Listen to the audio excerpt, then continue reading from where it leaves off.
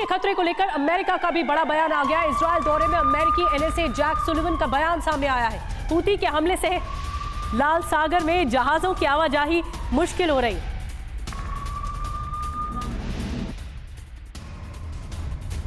और देखिए, हूती विद्रोहियों के हमले पर चिंता जताते हुए अमेरिकी एनएसए जैक सुलिवन ने और क्या क्या कहा है और अमेरिका के पास क्या विकल्प है, उस पर जल्दी से नजर डालते हैं। तो हूती ने बढ़ाई है अमेरिका की टेंशन। एनएसए ने क्या कहा है? लाल सागर में मालवाहक जहाजों की आवाजाही को खतरा है और लगातार हमलों के बाद अब हूती विद्रोहियों से निपटने का वक्त आ गया है।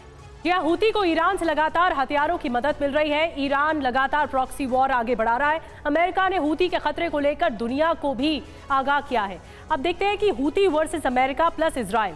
अमेरिका लगातार अपने सहयोगियों के संपर्क में है। हूती पर हमले के लिए अमेरिका ने तैयारी भी शुरू कर दी है। बिल्कुल। और देखिए, अरब देशों के सहयोगियों से हूती को लेकर बातचीत चल रही है। इजरायल ने भी हूती से आर पार का ऐलान कर दिया। हूती विद्रोहियों के हमले नहीं रुके तो इजरायल खामोश नहीं रहेगा। ये सिचुएशन है और इसको लेकर लगातार एनएसए की तरफ से, अमेरिकी एनएसए की तरफ से चेतावनी भी हूती विद्रोहियों को जारी की जा रही है। बिल्कुल, ये जो डेमार्केशन है ओपी तिवारी सर, मैं आपके पास आ रही हूँ, ये एक लाइन खींचता हुआ दिख रहा है, Houthi versus Israel plus America.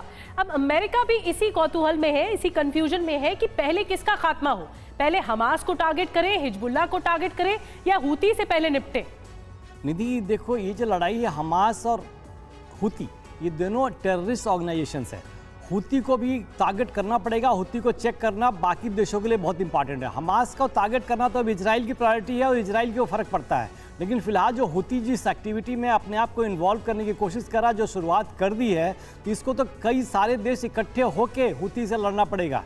ये जो वॉर होगा, विश्व युद्ध जैसे बता रहा हूँ, कई देशों को इकट्ठा होकर ये टेरर के खिलाफ लड़ना पड़ेगा, क्योंकि हूती का जिस तरीके से अटैक चल रहा है और हूती कभी भी सर, लेकिन जो तस्वीर हम दिखा रहे थे थोड़ी देर पहले, वो तस्वीरें अब बता रही हैं कि हूती सिर्फ एक थ्रेट परसेप्शन नहीं है, एक रियल थ्रेट है और वो हमले कर रहा है, वो डिस्ट्रॉय कर रहा है शिप को। अभी देखो अरबी, ये बिल्कुल सही बात है। हूती को तो टारगेट जल्दी करना पड़ेगा और स्टेप इनको इमीडिएटली शुरुआत करनी पड़ेगी ताकि इसको खत्म किया जा सके। बिकॉज ये सी लाइन ऑफ कम्युनिकेशन का जो टारगेट है, हूती कोई डिफेंस फोर्सेज नहीं है, ये टेररिस्ट ऑर्गेनाइजेशन है। वो कभी भी किसी भी शिप को भी डिस्ट्रॉय कर सकता है। कोई टारगेट नक्शा तो नहीं देखेगा कि किसका मैप लगा हुआ है हम उसी को मारेंगे, कोई भी मार सकते हैं। इसमें पूरा वर्ल्ड का ट्रेड डिस्टर्ब हो जाएगा। हमला जो होगा हूती की तरफ से वो वक्त देखकर नहीं होगा, ना हालात देखकर होगा, वो कभी भी हो सकता है।